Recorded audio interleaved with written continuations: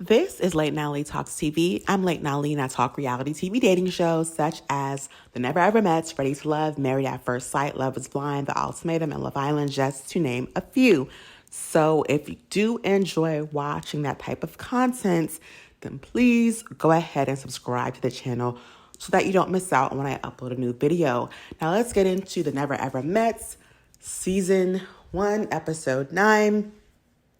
And baby, things were revealed. This is what I've been waiting for. Now, the episode starts off with where the previous episode left off in regards to Shay and Josh arguing over what may or may not have happened between Josh and Alexis, who left after getting in an altercation in episode 2. And at this point, we're over it. We don't really care. They did not do the do, but apparently, allegedly, somebody feels like they could have. And Shay decides she's going to stick beside her man because she's known him for 12 years and she doesn't know Alexis or Diamond from a can of paint. And it's like, for girl, you don't trust him. Okay. Yeah, he had a whole baby on you, but, to me, it's just a red flag. And in the future, when something like this happens again, you're going to remember the situation. So it is what it is. She decides she's going to stick beside her man. And we knew it, right? Who's surprised? So Taronda comes to the house and the couples are going to play a game called the hot seat. All the couples are going to get into the hot seat and the other couples get to ask some questions. Now, honestly, I don't really feel like this game was really giving because I wanted to know the real questions. They need to ask Josh and Shay about this, 3-year-old baby. They need to ask Aaron H. and Diamond about that engagement. But those juicy questions were not asked or answered. We get into Greg and Millie. Greg and Millie, apparently, Greg does now know June 21st is Millie's birthday. But apparently there was a question about Greg being a playboy. Okay, he's a good-looking guy in LA. Looks like Lenny Kravitz. That's not shocking, but hopefully he can turn over a new leaf and not act that way towards Millie, because as we can tell, Millie plays no games and she's not going to put up with that foolishness.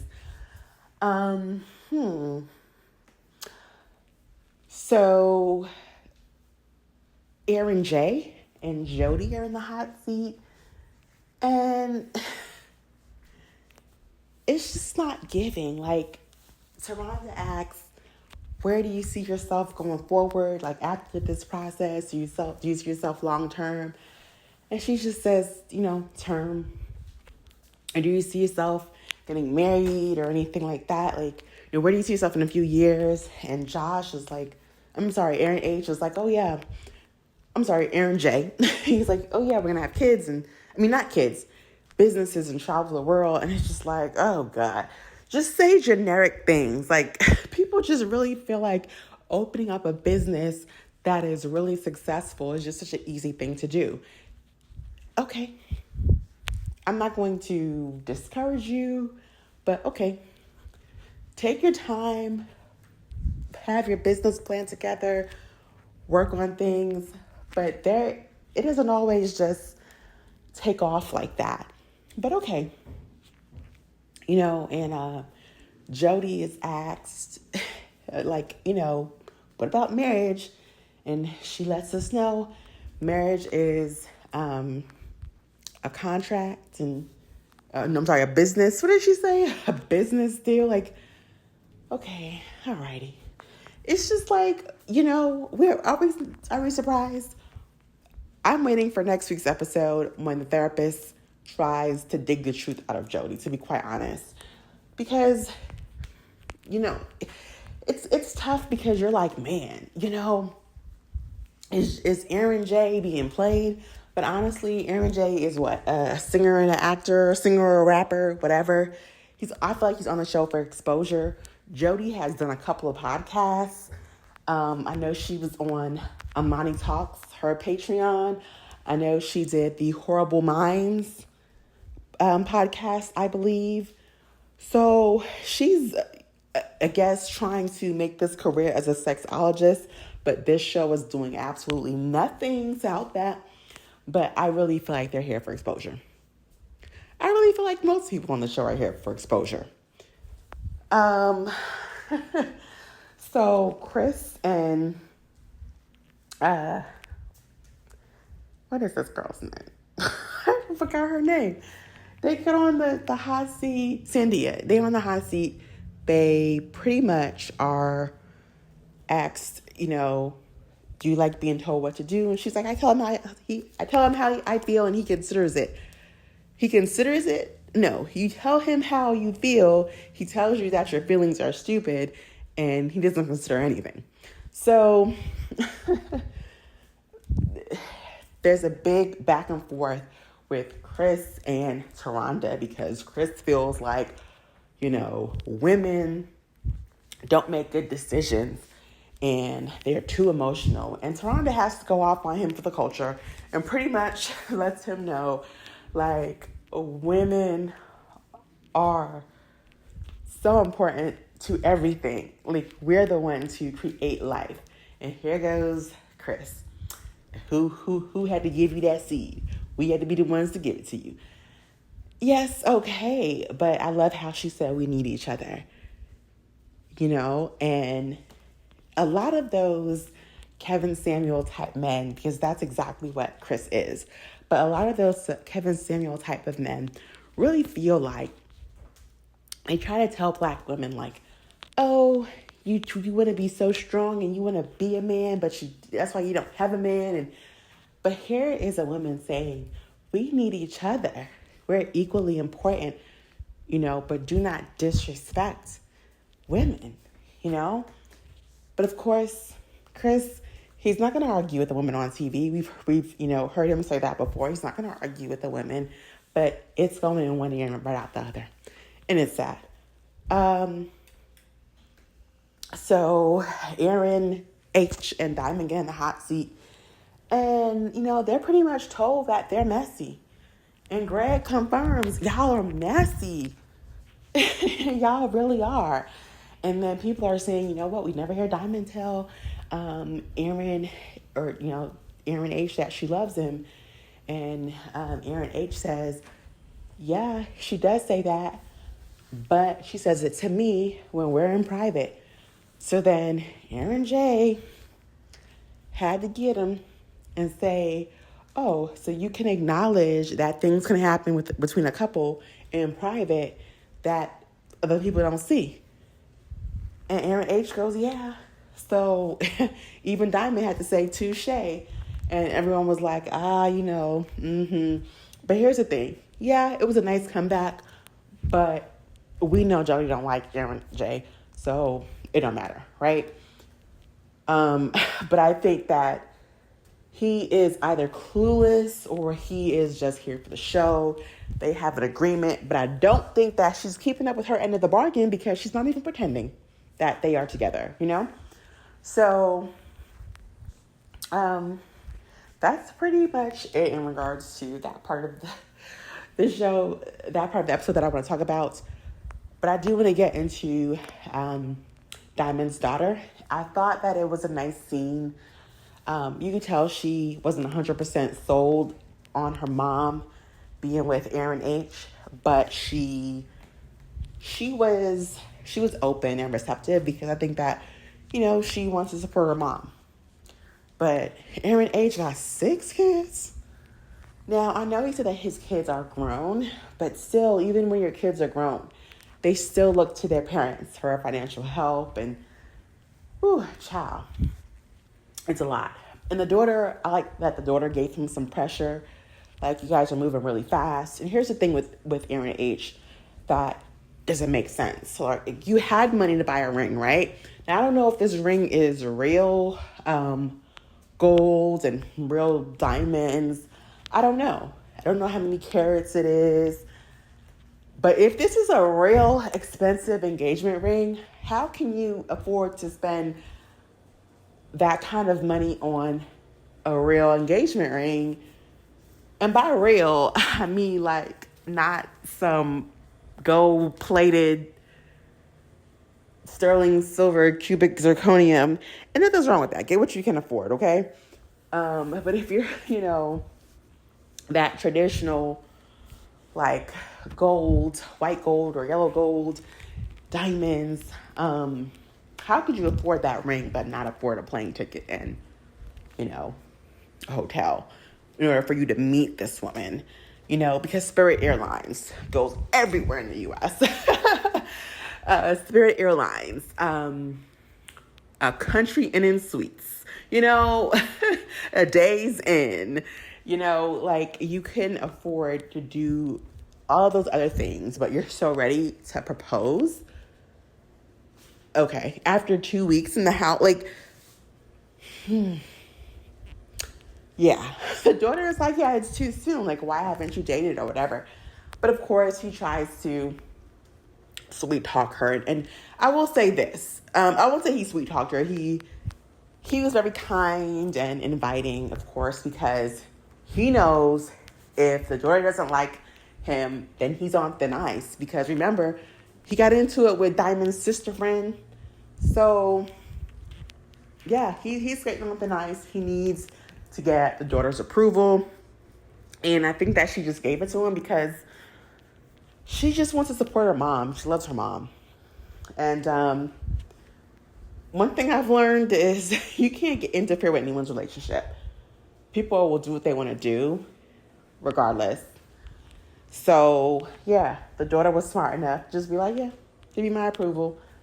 But him having 6 kids was like, wow. Okay. And I love that, she asked, why haven't I met you before? But, he was honest, like, which is true, especially women. I think men will introduce their kids to anybody, unfortunately. But women are very protective. I will say a lot of the mothers that I know are very protective, and they don't want their children to meet just anybody, So, yeah. That went well, and it was cute. Now, I'm sorry, y'all. I am dying to get into Chris and this therapist meeting. Before I do that, Millie and Greg went on a date. It was nice. They finally go to the intimacy suite or the boom boom room, and they seem to be happy the next day. Who knows what happens, but at least they seem to be progressing nicely. So good for Millie and Greg. Okay. Now I want to get into what I really want to get into, guys. Chris and this 8-year relationship. So Chris is talking about this he was in an 8-year relationship. The woman, I guess, broke up with him and left him. And he was saying he put in so much time. He feels like it was time wasted. He feels like, our families were intertwined. I was good to her kids. All of this stuff. And honey, this is what we knew, because Chris hates women. He doesn't trust women. They're not smart to him. They are just too emotional to him. He is Mr. Playboy. Him and Benz are one and the same. But he's just trying to fake it for the show at this point. But Chris is a playboy, and he hates women now. And that's because the woman who he had this 8-year relationship with broke his heart. Now, the thing about Chris that makes him the actual emotional one that he likes to say women are is because, sir, you let one bad experience not be a life lesson. You let it just completely turn you down and away from women. It's like, you do know you have another option, right? You can't date men. Or you can date non-binary people. But, what do you want to do? Are you going to hate and disrespect women forever? And to me, it's like when you're talking about how women aren't this and women aren't that, they're not good leaders, they can't do this, they can't do that, your mother is included. And most of these black men do not seem to realize when you disrespect black women, you are also disrespecting your mother. And that Haitian woman don't deserve that. She does not. Now, I did see Chris's Instagram. His Instagram pretty much gives, I'm on the show looking for clout. He's a model, or a wannabe model, and all his pictures are of him shirtless or with his shirt wide open. Okay? Just pictures of himself, all modeling photos. Nothing that looks like it's just him having a regular casual day. Everything looks professional. And that's fine. But no range. No range. Most models, they're pretty diverse, and they can give you body, they can give you face, they can give you a walk, they can give you a good ad. Like, all Chris is doing is just showing you his body. Now, if you are, if he's applying for men's fitness or men's health, you got it, bro. You got it. But most models give you some level of range.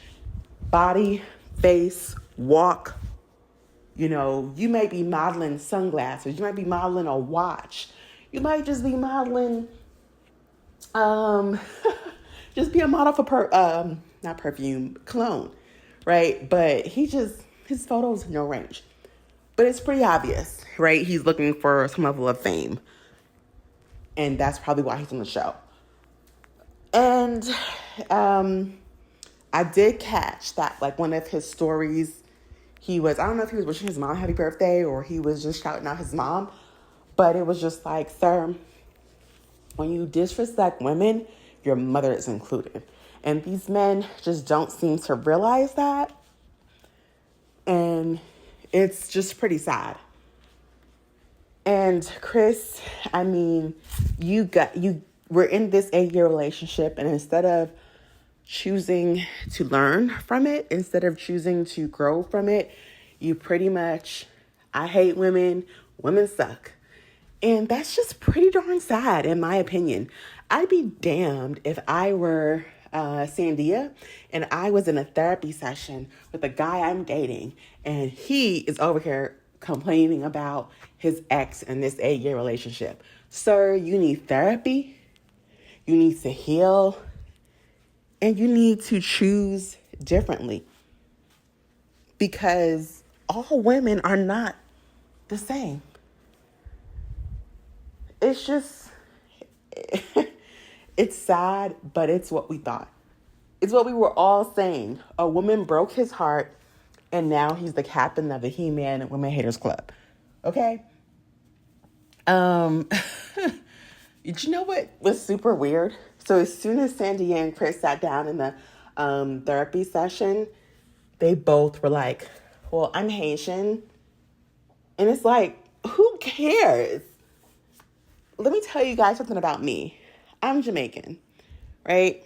My parents are from Jamaica, and I was raised, of course, in a Jamaican household around a bunch of Jamaicans. I was also raised around a lot of people from other different Caribbean islands, like Trinidad and Tobago, Haiti, Guyana. Yeah.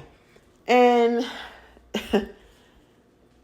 yeah, I know that you don't have to tell me. I know. Proud to be Jamaican, okay? But I have never immediately, when I have done therapy sessions, and I've never introduced myself, and the first thing I say is I'm Jamaican. Like, it completely defines who I am. Now, when someone is asking me about my thought process and maybe how I was raised and why I feel the way I feel on certain things, then I have to tell them I am Jamaican. And it does matter. I'm not going to say that it doesn't matter. Them saying that they're Haitian doesn't matter, because the Caribbean culture is different from Black America.